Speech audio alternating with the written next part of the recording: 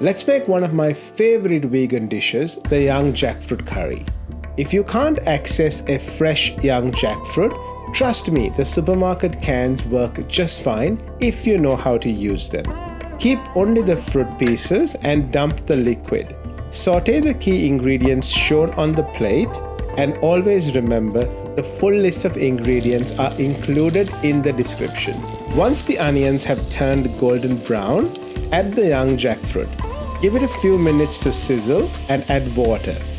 Then it's time for the spices: chili, turmeric and curry powder.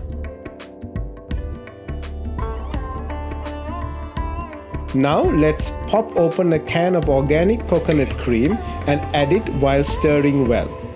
Once the young jackfruit turns a slightly darker shade, they are ready to be served.